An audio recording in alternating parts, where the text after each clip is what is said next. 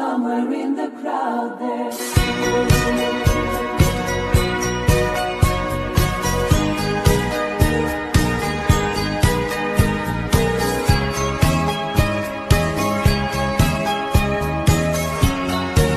Like, share and subscribe for more stories. Dans la vallée de la Weser se trouvait la ville de Hamelin.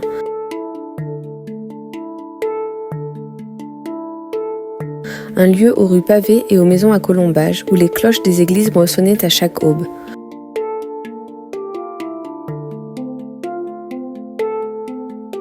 Pourtant, sous ces volets peints et ces étals de marchands, une obscurité rampait.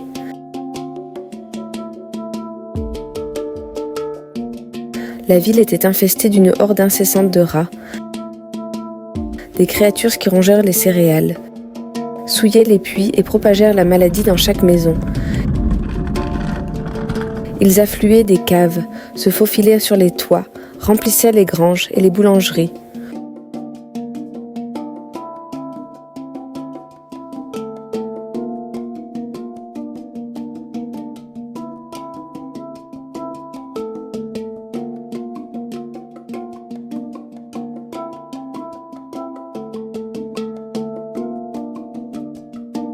Aucun piège ne pouvait les retenir, aucune prière ne pouvait les chasser. Le peuple désespéré criait au conseil, implorant le salut.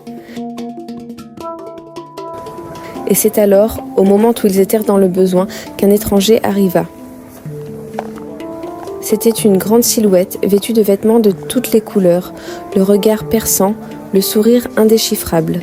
À ses côtés, il ne portait ni épée ni bâton, mais une simple pipe de bois poli. Il promit au conseil la délivrance de leurs tourments, moyennant finance. De l'or, exigea-t-il, en quantité suffisante pour égaler son don.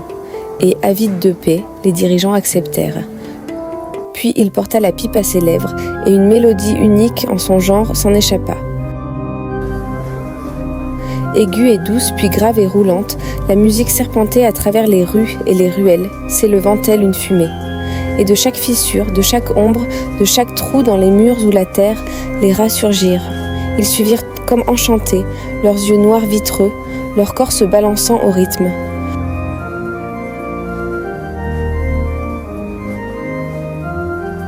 Le joueur de flûte marchait, jouant son chant, et la horde le suivait, sortant des cuisines, des caves, du cœur même d'Hamelin.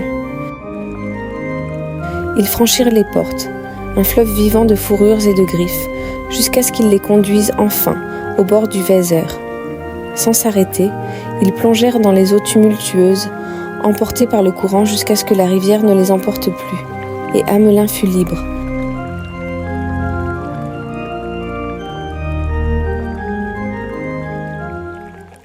Mais lorsque le joueur de flûte revint réclamer son or, la gratitude du conseil se transforma en cupidité. Ils se moquèrent de sa promesse, n'offrant qu'une poignée de pièces, une fraction de ce qui avait été juré. Le sourire du joueur de flûte disparut, remplacé par un silence plus froid que la pierre. Il se détourna d'eux sans un mot, mais dans ses yeux brûlait un serment.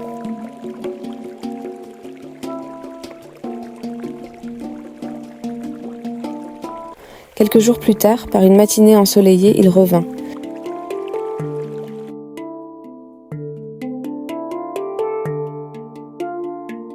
Il brandit de nouveau sa flûte et la musique emplit à nouveau l'air, mais cette mélodie était plus douce, plus suave, une berceuse tissée de rêves.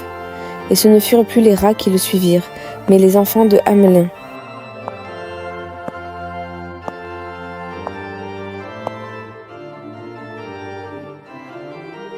Un à un, ils quittèrent leur maison, leur jeu, les bras de leur mère, souriant comme endormis.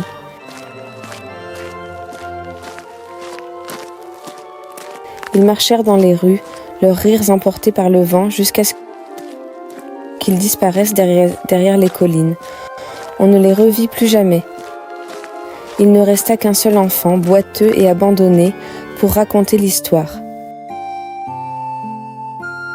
Et ainsi, Hamelin apprit trop tard le prix des promesses non tenues, car le chant du joueur de flûte n'était jamais destiné à être renié.